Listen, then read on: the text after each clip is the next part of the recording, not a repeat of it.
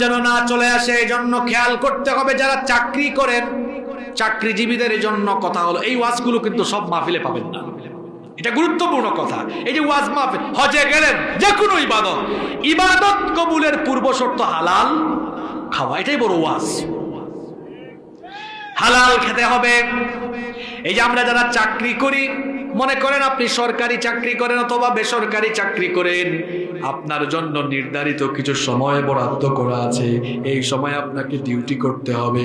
ডিউটিতে ফাঁকিবাজি করে যদি আপনি মাস শেষে বেতন নেন, তাহলে বেতনটা হালাল হবে না হারাম হবে?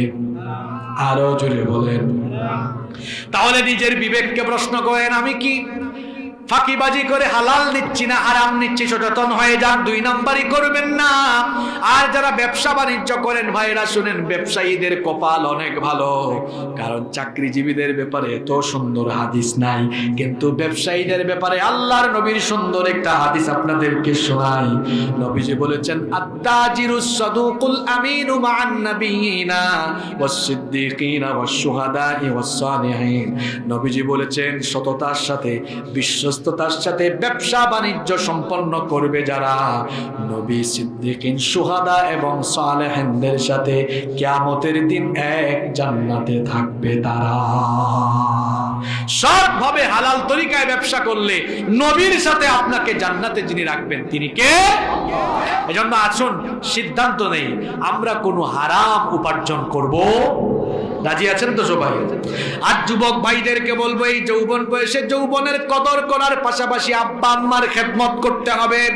আব্বা আম্মার সঙ্গে বেয়াদবি করা যাবে না, মা বাবার হক আদায় করতে হবে। যাদের মা বাবা বার্ধক্য বয়সে চলে গিয়েছেন, বার্ধক্য বয়সে মা বাবাকে কষ্ট দেওয়া যাবে না, কটু কথা বলা যাবে না। অসুস্থ মা বাবার খোঁজ খবর রাখতে হবে, চিকিৎসা করাতে হবে। মা বাবা বড় সেনসিটিভ জায়গা। তো বলছিলাম, বিশেষ করে যুবক ভাইদেরকে, আব্বা আম্মাকে কষ্ট দেওয়া যাবে? ভাই, মা বাবাকে আঘাত দিয়েছেন তো জান্নাতকে শেষ করে ফেলেছেন, আর মা বাবাকে রাজি করে ফেলেছেন তো জান্নাত হাসিল করে ফেলেছেন। সুবহানাল্লাহ। জন্য আব্বা আম্মাকে কখনো আঘাত দিবেন না। আর যে কথাগুলো বললাম, নামাজ কখনো বাদ দিবেন না, মাদকের ধারে কাছেও যাওয়া যাবে না, অন্যায় অপকর্মের ধারে কাছে যাওয়া যাবে না, হারাম পথে যাওয়া যাবে না, হারাম উপার্জন করা যাবে না। হালাল পথে চলবো, হালাল উপার্জন করব, সারা জীবন দ্বীনের পথে চলবো ইনশাআল্লাহ। আল্লাহ আমাদের সবাইকে তার দ্বীনের পথে জিন্দেগি যাপন করার তৌফিক দান করেন। আমরা সবাই বলি আমিন। বুঝবেন? আচ্ছা ঠিক আছে, বসেন। যুবকদের এই আবদার আমি আসার সময় বলেছি, আসলে যুবকদের আবদার তো ফেলা যায় না। বসেন। আমার কিছু যুবক ভাইরা আমি আসার আগেও বলেছেন, আমার বাড়ি সিলেটে, আপনারা জানেন তো। তো সিলেটি মাতলে আপনারা কি তা বুঝবানি? কিছু কিছু বুঝবেন। আচ্ছা ঠিক আছে, আমাদের সিলেটের কিছু ঐতিহ্য নিয়ে একটা গান লেখা হয়েছে আর কি। আপনারা সিলেট গেছেন কে কে? দেখি হাত তোলেন তো। মাশাআল্লাহ, মাশাআল্লাহ, ও মাশাআল্লাহ, আপনিও গিয়েছেন চেয়ারম্যান সাহেব। তো সিলেটে ঢুকলে দেখবেন সুরমা নদীর উপর দিয়ে যাওয়া লাগে, তাই না? তো এই জন্য এই গানের স্টার্টিংটা হয়েছে এমন, সুরমা গাঙ্গর ফারো বাড়ি, মানে সুরমা নদীর তীরে বাড়ি, শাহজালালের উত্তর শুনি। শাহজালাল রহমতুল্লাহের নাম শুনছেন আপনারা? আমরা সিলেটি মানুষ, শাহজালালের উত্তর শুনি।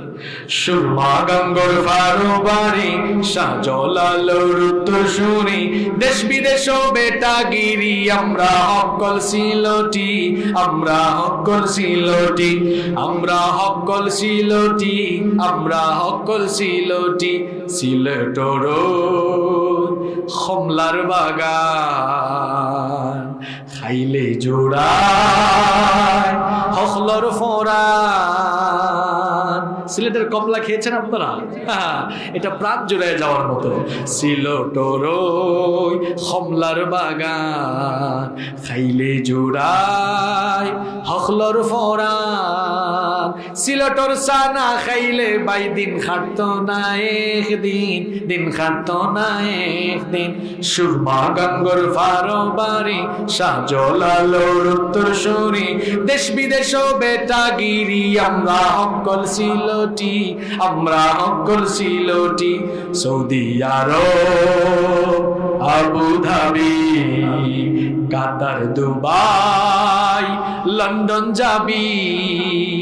সৌদি আরব, আবু ধাবি, কাতার, দুবাই, লন্ডন যাবি, আমেরিকাত গিয়া দেখবাই ফাইবাই খালি সিলটি, ফাইবাই খালি সিলটি। সুরমা গঙ্গর ফারবারি, শাহজালালোর উত্তর সরি, দেশ বিদেশ বেটাগিরি, আমরা হকল সিলটি, আমরা হকল সিলটি, আমরা হকল খুলনাবাসী, আমরা সবাই বাংলাদেশী। আমরা সবাই বাংলাদেশী, হোক না খুলনায় আর হোক না সিলেটি বাড়ি, আমরা সবাই বাংলাদেশী মানুষ, ঠিক কিনা?